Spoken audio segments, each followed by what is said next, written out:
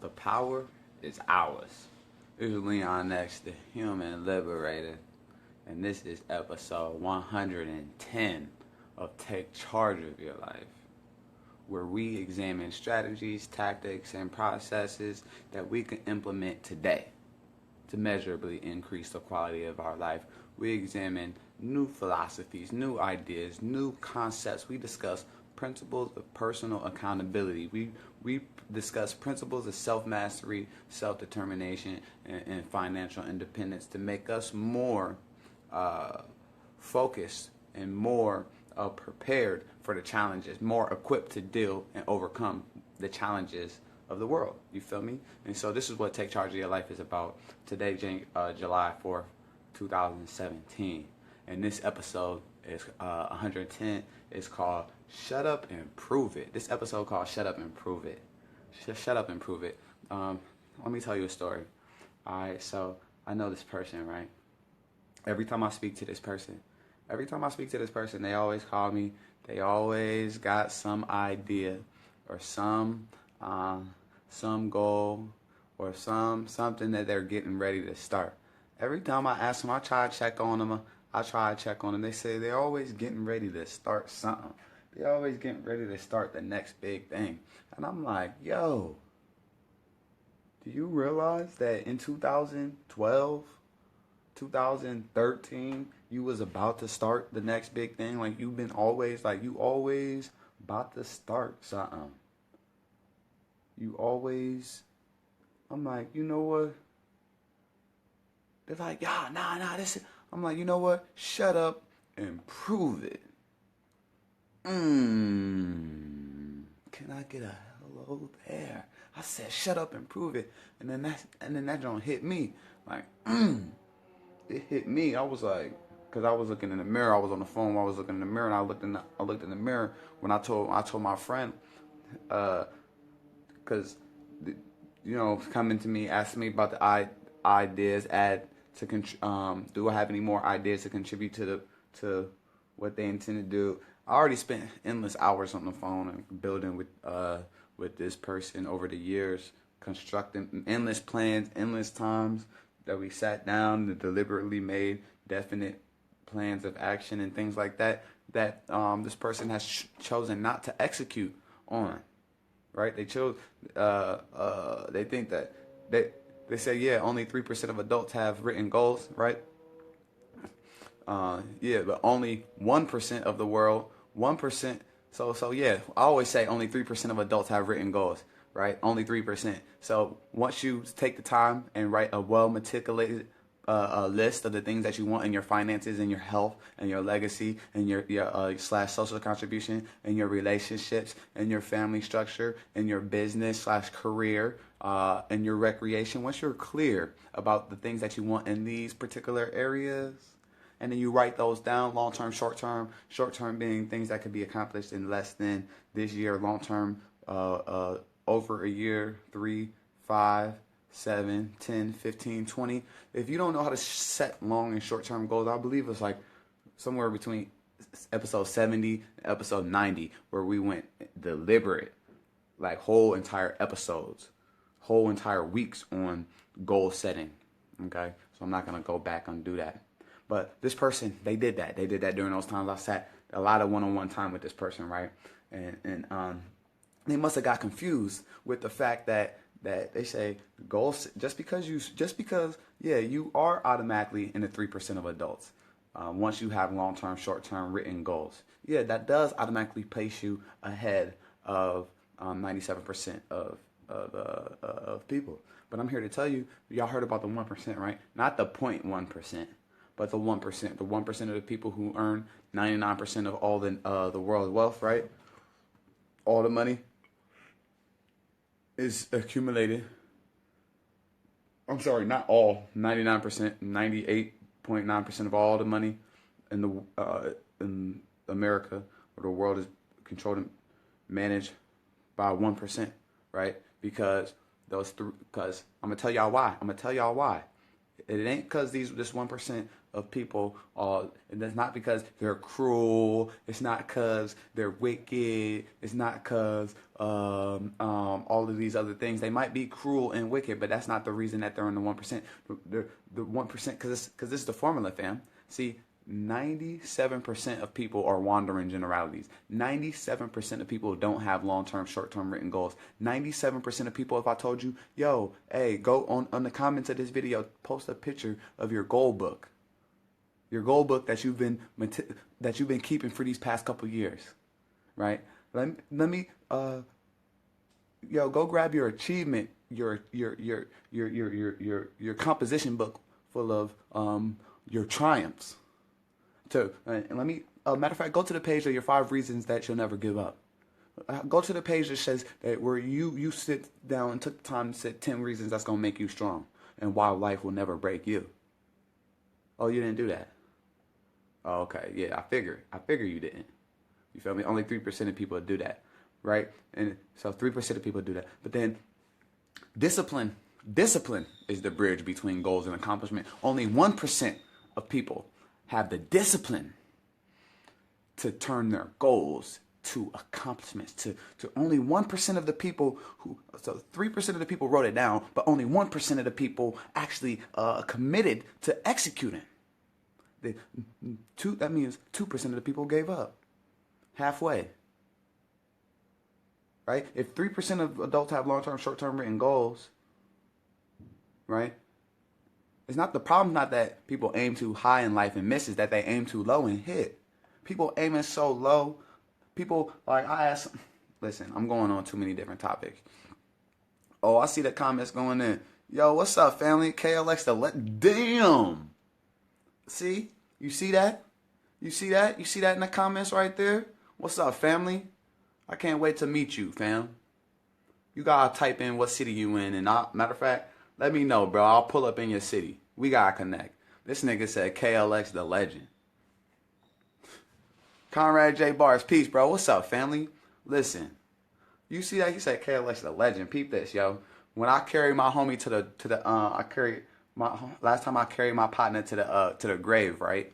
I was a pallbearer, right? And he died. He was good too. He was like one of the most righteous people that I knew, and he just was all put together. He got good grades. He didn't do he wasn't gang banging. He wasn't doing a life of crime. He wasn't doing a lot of the stuff that I was doing. He had a 2-parent household. They all lived together, big house. He had a car. You feel me?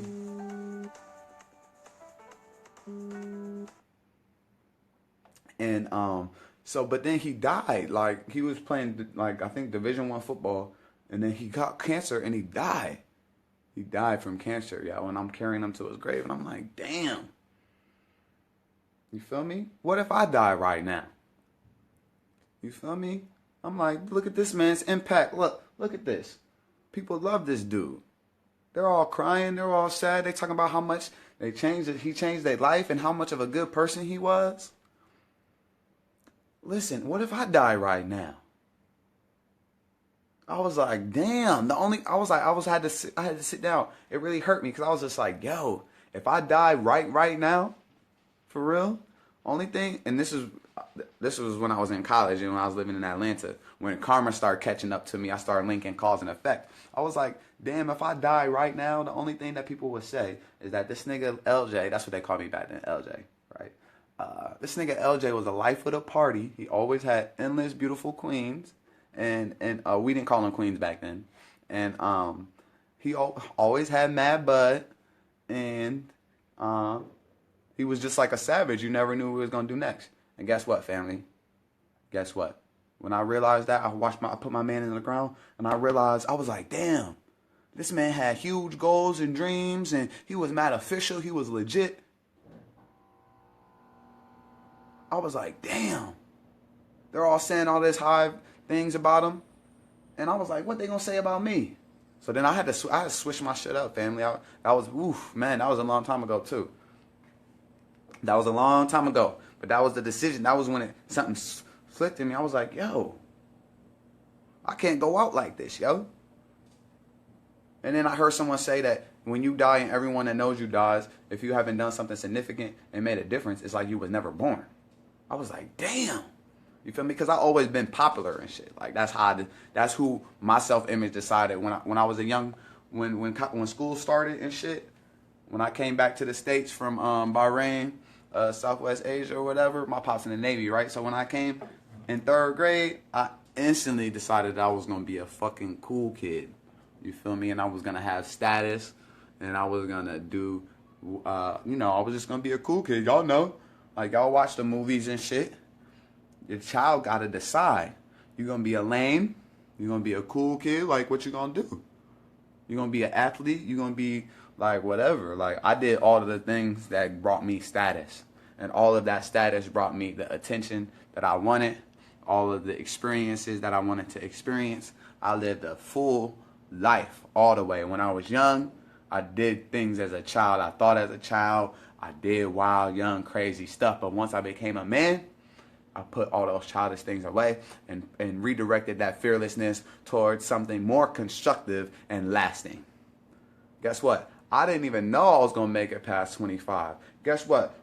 The first time I carried one of my homies to the ground, I was like 13, yo. Or like 14. I'm a pallbearer at age 14. One of my homies, one of my OGs, he was a few years older than me. Carried him to the ground. He was 16. I was 12 or 13. This nigga died. All 4 of them. I was like, so when I say like, so it's like, I know what I did to switch up I know the thoughts that I used to think. I know the experiences that I used to have. I know the activities that I used to engage in. And then I know the thoughts that I think now.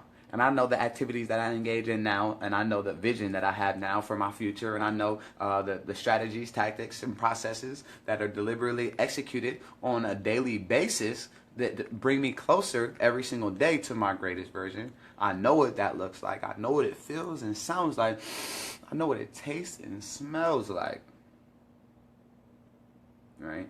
And from that place, I do take charge of your life to inspire others that might have also been in the trap. How you go from the trap to free? Damn, do you know why they even called it the trap in the first place? See, I learned all of that.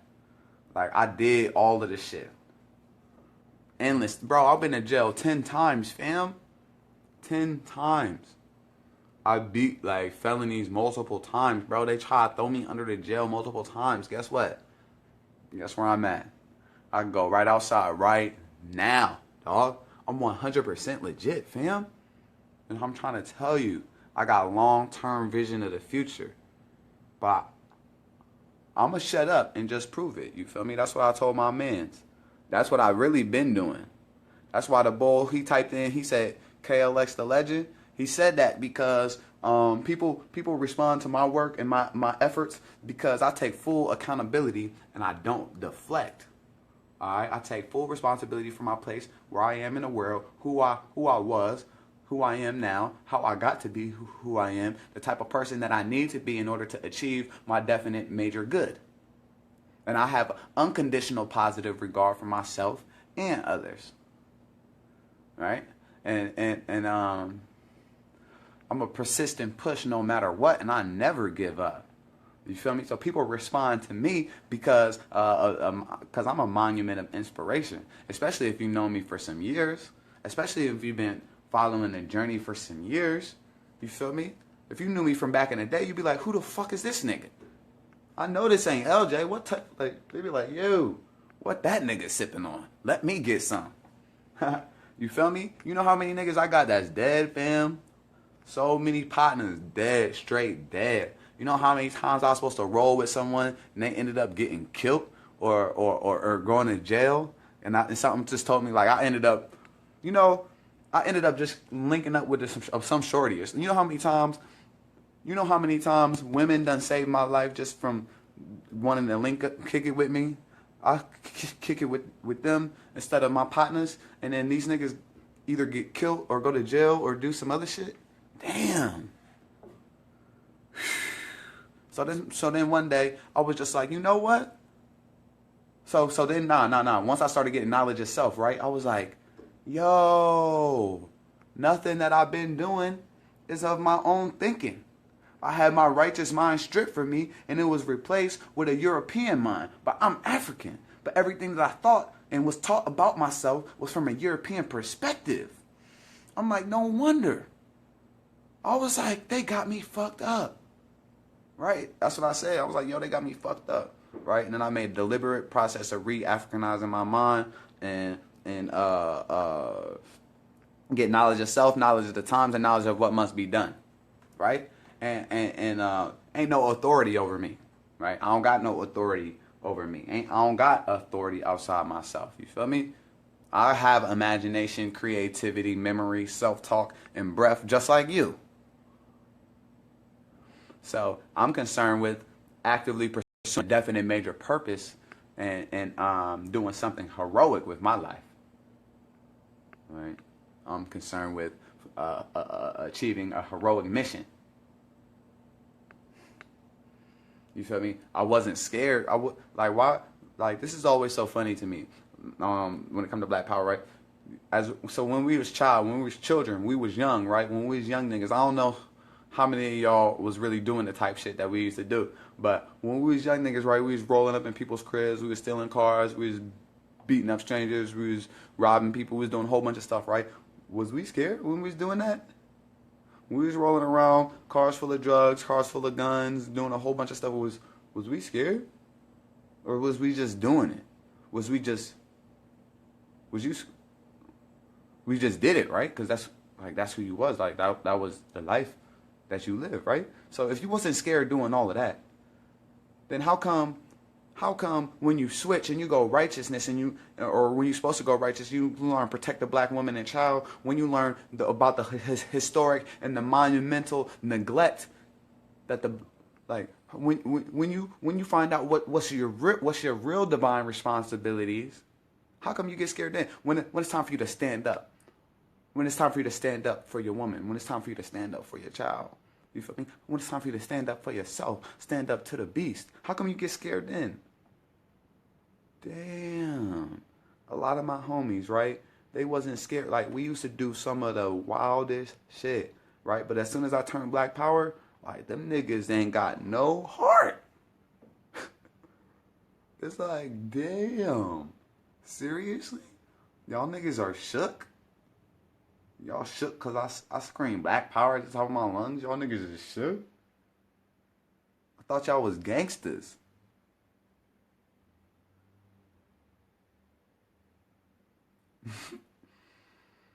Shut up and prove it. It's Leon Next, the Human Liberator. This was episode 110 of Take Charge of Your Life. Hopefully I said something that inspires you to learn more, do more, dream more, and become more. Other than that, y'all stay grateful. If you want to connect with me, you can go to kingleonnext.com. You can buy my book, my album. And if you want to be a part of my team, you can go to bornroyalty.org. All right? Until we speak again, friends, stay grateful.